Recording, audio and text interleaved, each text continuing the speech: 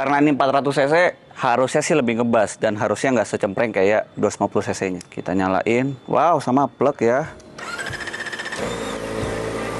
Gila men, lebih ngebas.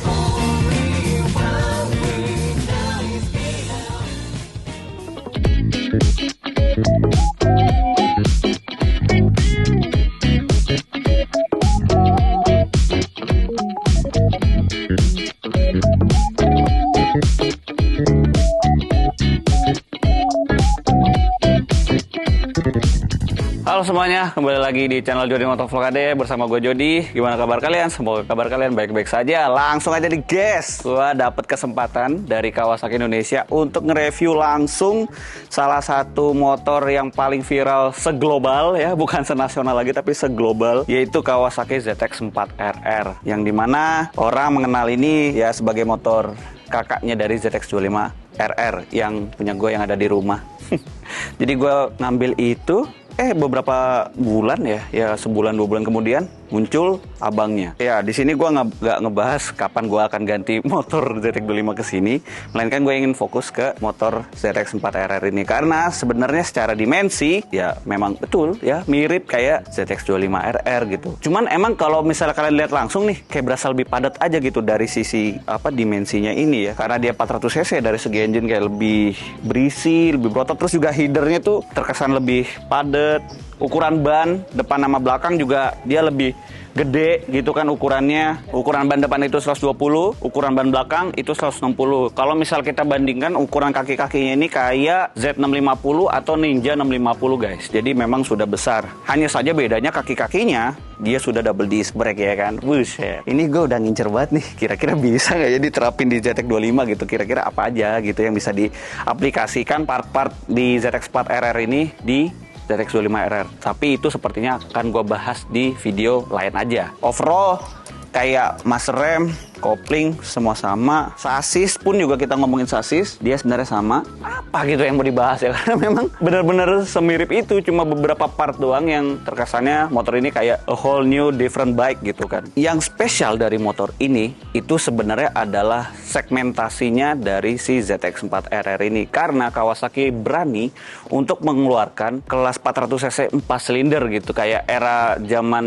bahela gitu kan. 400 cc 4 silinder itu kan dari zaman dulu sebenarnya udah ada, cuman sempat disuntik mati gitu kan, karena memang udah nggak make sense aja gitu kalau misalnya masih diproduksi di era zaman modern. Tetapi Kawasaki berani untuk ngedobrak semua mindset itu dan jadilah ini gitu loh, motor yang kalian bisa lihat di depan gua ini. Gua sih perlu untuk ngapresiasi ya terhadap Kawasaki global gitu, yang dimana mereka berani untuk membuat sebuah kelas atau segmen yang sudah lama tidur terus dihidupkan lagi gitu kan. Dan sampai saat ini sebenarnya masih Kawasaki. Oh enggak, sorry, ada motor dari Cina yang juga bikin di kelas yang sama, yaitu 400 cc 4 silinder, itu namanya apalah itu, Gyoza, itulah pokoknya nih, kalian bisa lihat sendiri. Cuma 2 pabrikan itulah. Cuman kalau Kawasaki kan dia bermain di global, kalau yang motor Cina tadi hanya main di kelas nasional aja gitu. Seperti ini aja sih sebenarnya. Gue juga mungkin bahas motor ini nggak akan terlalu banyak pembahasan secara spesifik, karena sebenarnya juga sudah banyak youtuber otomotif yang sudah membahas dari si ZX4RR ini. Cuman kalau dari gua, perspektif gua ketika ngelihat ZX4RR ini sebagai orang yang memang sudah menjadi user ZX25R lama gitu ya, dari awal dia launching sampai 2023 ini mungkin bisa dibilang kurang lebih 2,5 tahun gitu. Ya gua ngelihatnya udah pasti ketebak gitu. Kenapa? Karena pasar 250 cc 4 silinder itu dia bermainnya di Asia ya kan, segmen Asia ya, termasuk Jepang sih. Terus kayak nggak mungkin aja gitu kalau misalnya Kawasaki kayak pilih kasih hanya fokus di ASEAN market gitu. Makanya gue berpikir kayaknya pasti akan bikin yang 400 cc-nya. Bener, ternyata 400 cc inilah jawaban daripada orang-orang yang selalu request kapan ZX4RR ini keluar gitu kan. Dan ya ini, jadi bagi teman-teman yang sudah banyak bacot, kapan ZX4RR keluar segala macam gini-gini, nih Kawasaki Indonesia langsung menghadirkan motor sesuai request kalian. Ingat, di Indonesia hanya kebagian 40 unit. Untuk Jadetabek kebagiannya cuma 15 menit. Dan itu juga orang belinya revel ya. Jadi nggak yang lu datang ke dealer, Bang, beli direct 4 RR ada nggak? nggak gitu men caranya. Jadi kayak udah kayak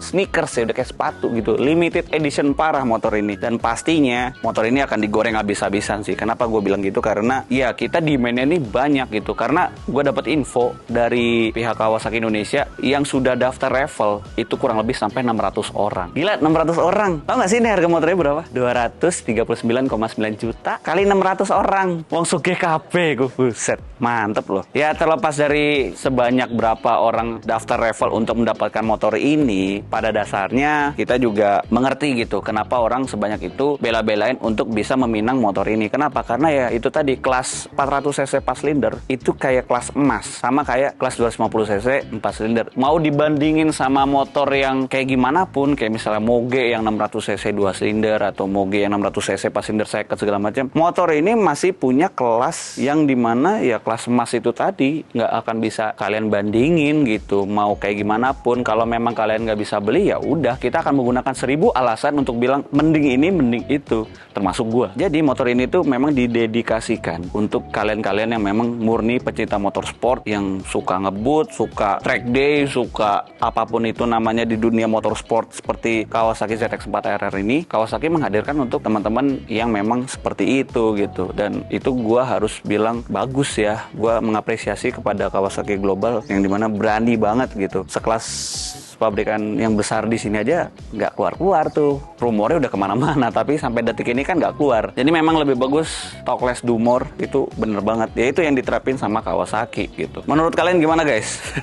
Udah pasti gue yakin banget komentarnya banyak yang mending ini mending itu, tapi tenang, gue nggak kontra ke kalian, gue pun setuju. Kenapa? Karena di Indonesia sendiri dengan segala rules yang ada, ya pajak, ya biaya cukainya, ya biaya masuk, ya biaya impor, ya biaya apa, belum nanti biaya untuk margin dari si Kawasaki Indonesia sendiri bisa dapat untung berapa segala macam. Kenapa harganya bisa sampai seharga kita buletin 240 juta? Ya kenapa bisa begitu ya? Karena dari faktor-faktor itu tadi gitu. Jadi kalian juga salah juga kalau misalnya kalian bandingin, kok di negeri Filipina harganya segini, kok di negeri Thailand harganya segitu gitu kan. Kenapa bisa lebih murah, kenapa bisa lebih mahal? Karena ya itu tadi, kita tuh tinggal di negara yang punya peraturan, yang dimana peraturan itu nggak semua negara itu sama gitu loh. Jadi kalau memang pengen beli yang lebih murah, ya pindah aja, sebenarnya simpelnya gitu, pindah. Terus udah kalian tinggal di sana beli nih motor ini. Cuman ya balik lagi, kan nggak sesimpel itu bukan? Gimana guys? ZX4RR ini gue yakin udah langsung sold out karena 600 orang cuy yang daftar revelnya gitu kan. Apakah kalian termasuk yang beli ZX4RR ini? Ya gue doain semoga kebeli, di keep ya, kalau bisa sih di keep. Gak usah lah dijual-jual, gak usah lah untuk cari cuan segala macam. Karena menurut gue agak sayang aja gitu. Motor ini kalau misalnya cuma dipakai buat dibeli, abis itu dijual lebih mahal kayak gitu, kayak ya nggak salah sih, tapi agak sayang gitu. Gue sebagai penikmat motorsport kayak jadinya aduh, wasted opportunity gitu. Ya semoga motor ini dibelinya sama orang-orang yang tepat yang ada di Indonesia. Jadi memang kepake, ya benar-benar orang yang passionate di motor ini. Terakhir, mari kita dengerin suaranya. Karena ini 400 cc harusnya sih lebih ngebas dan harusnya nggak secempreng kayak 250 cc nya. Kita nyalain, wow, sama plug ya. Gila men, lebih ngebas. Idle-nya tuh kayak lebih padat gitu. Iyalah 400 cc. Ini redline-nya cuma sampai 16.000. Kalau ZX25 dia sampai 18.000 apa kalau nggak salah. Torsinya dia memang lebih besar ya, 37 Nm. Horsepower-nya dia itu nyentuh 77 horsepower dengan menggunakan rem R ya, klaimnya. Rem R-nya juga soalnya beda dia, kayak lubangnya lebih besar ketimbang 250 cc-nya. Kalau dari idle dia kayak lebih instan gitu rasanya. Kalau 250 tuh kayak lu harus lebih dalam baru bisa naik gitu si RPM-nya. Ini lebih padat sih. Sampai ini ya.